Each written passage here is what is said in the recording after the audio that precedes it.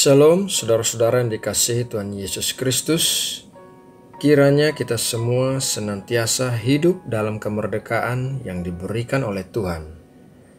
Sekarang mari kita berdoa untuk memulai renungan ini. Bapa kami yang Maha Kudus dan Maha Besar, kami mengucap syukur buat hari yang baru yang Engkau berikan dan nafas hidup serta kesehatan untuk melakukan pekerjaan-Mu pada hari ini.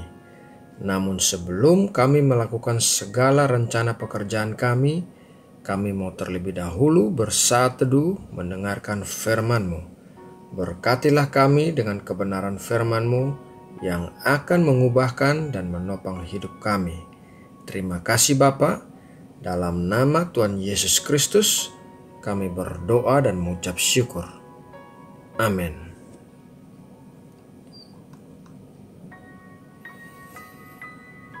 Saudara yang terkasih, apakah saudara pernah mendengar atau mengenal ada orang-orang tertentu yang selalu saja mengalami kecelakaan yang sama berulang-ulang dalam hidupnya?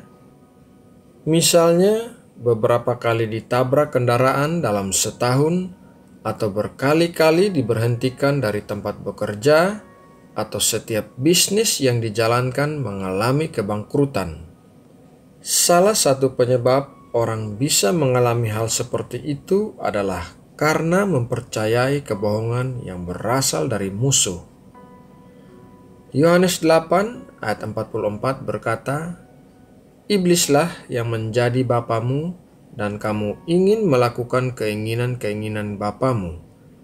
Ia adalah pembunuh manusia sejak semula dan tidak hidup dalam kebenaran, sebab di dalam dia tidak ada kebenaran.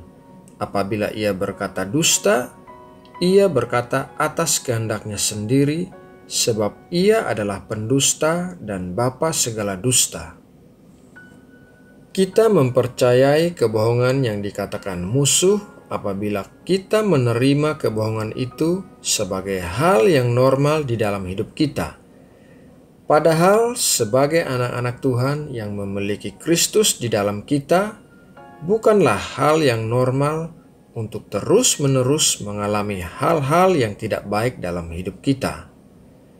Kebohongan-kebohongan yang dikatakan musuh dan akan menjerat kita apabila kita mempercayainya.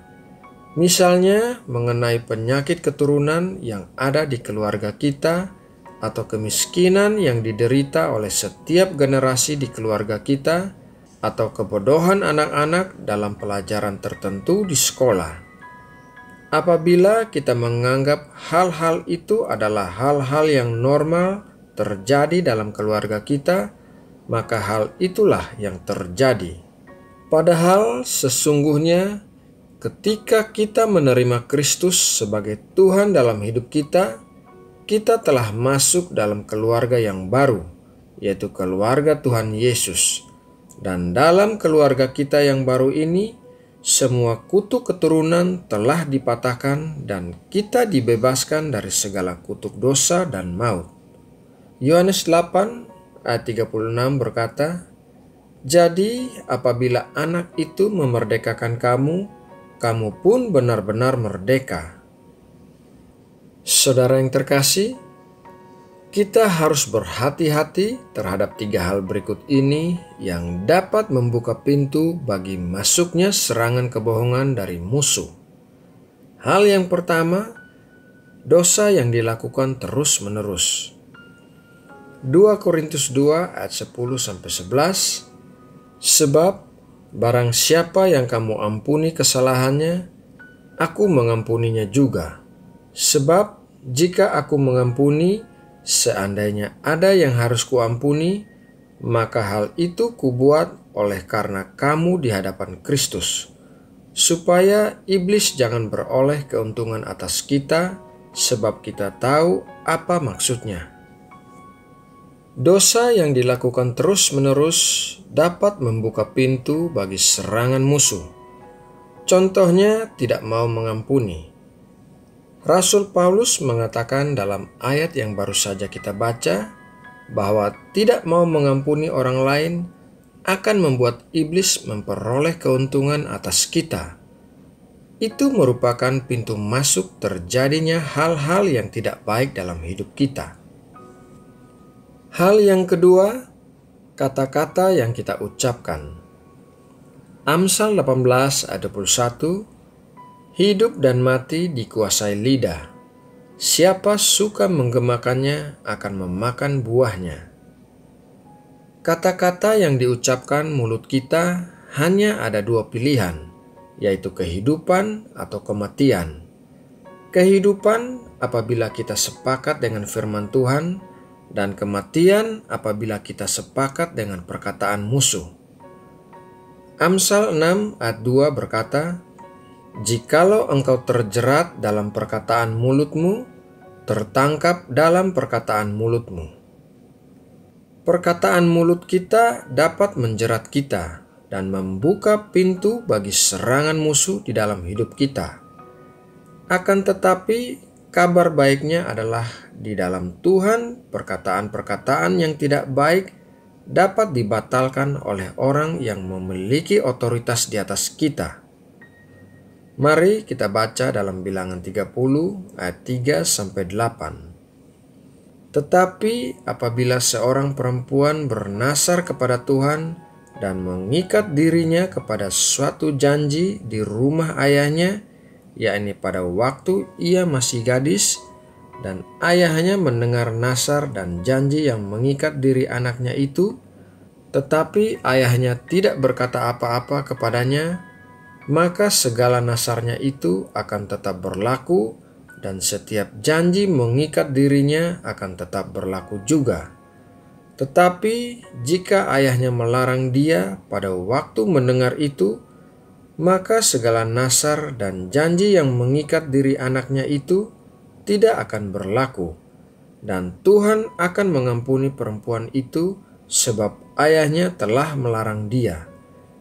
Tetapi jika perempuan itu bersuami dan ia masih berhutang karena salah satu nasar atau salah satu janji yang diucapkan begitu saja dan yang mengikat dirinya, dan suaminya mendengar tentang hal itu tetapi tidak berkata apa-apa kepadanya pada waktu mendengarnya, maka nasarnya itu akan tetap berlaku dan janji yang mengikat dirinya akan tetap berlaku juga.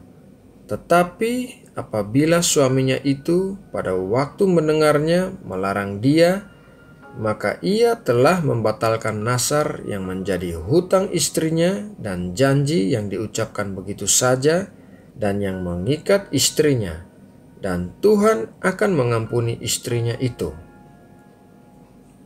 Hal yang ketiga, pikiran-pikiran yang kita pikirkan. Bilangan 13 ayat 32-33, juga mereka menyampaikan kepada orang Israel kabar busuk tentang negeri yang diintai mereka dengan berkata, negeri yang telah kami lalui untuk diintai adalah suatu negeri yang memakan penduduknya, dan semua orang yang kami lihat di sana adalah orang-orang yang tinggi-tinggi perawakannya.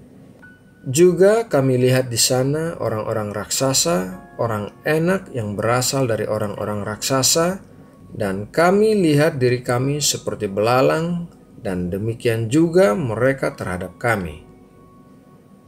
Para pengintai melihat diri mereka sendiri di dalam pikiran mereka seperti belalang. Oleh karena itu, musuh juga melihat mereka persis seperti apa yang mereka pikirkan, yaitu seperti belalang. Kita harus berhati-hati dengan apa yang kita pikirkan, karena hal itu bisa membuka pintu bagi serangan musuh. Kita harus lebih memperhatikan apa yang Allah pikirkan tentang diri kita dan situasi yang kita hadapi. Saudara yang terkasih, demikianlah renungan pagi ini, dan kiranya Roh Kudus berbicara kepada setiap pribadi lewat renungan ini. Mari kita berdoa untuk menutup renungan ini. Tuhan Allah kami, pencipta langit dan bumi beserta isinya, kami mengucap syukur atas berkat firman Tuhan hari ini. Kami percaya bahwa kami telah dimerdekakan oleh Tuhan dari kutuk keturunan, kutuk dosa, dan kutuk maut. Setelah kami bersaat teduh pagi ini, kami akan melanjutkan kegiatan sehari-hari. Kami mohon Engkau memberkati segala pekerjaan kami pada hari ini dan melindungi kami dari segala sesuatu yang jahat. Biarlah hidup kami senantiasa menyenangkan hati-Mu. Pagi ini kami juga membawa bangsa Indonesia dalam doa kami. Kami bersyukur buat keadaan Indonesia yang semakin membaik. Kami percaya semua karena campur tangan dan pertolongan-Mu bagi Indonesia. Dan kami berdoa, kiranya Engkau terus memimpin bangsa kami untuk keluar dari semua permasalahan ekonomi dan kesehatan. Terima kasih Bapa, dalam nama Tuhan Yesus Kristus, kami berdoa dan mengucap syukur. Amin.